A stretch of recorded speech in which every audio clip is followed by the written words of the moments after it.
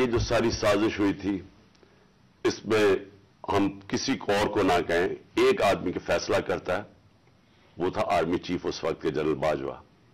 انہوں نے یہ فیصلہ کیا ہمیں ہٹانے کا۔ کیا وجہ تھی اس کے پیچھے؟ کیا یہ سمجھتے تھے کہ واقعی شہباز شریف اور یہ اسحاق ڈار کوئی بڑے جینیسز ہیں جو آ کے ملک کو ہمارے سے بہتر چلا لیں گے؟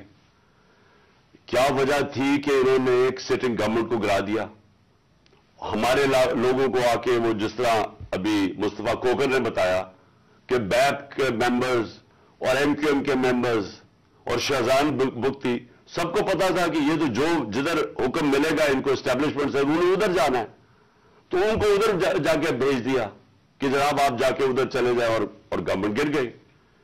تو میرا اگلا سوال یہ ہے، جب گورنمنٹ گر گئی اور پھر ان کو یہ چیز کا علم ہوا کہ عوام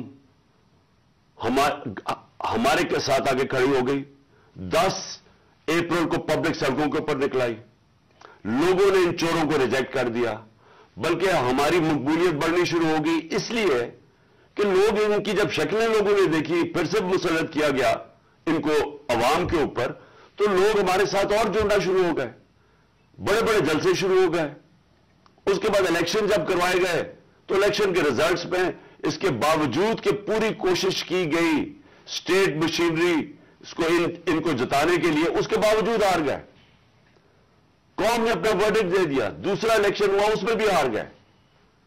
لیکن مجھے جو افسوس کی بات ہے کہ بجائے ایک سمجھے کہ جناب جنرل باجوہ آپ نے غلطی کر دی ہے، آپ کو عقل کل تو نہیں ہے، آپ دیکھ رہے ہیں کہ لوگ کدھر کھڑے ہیں۔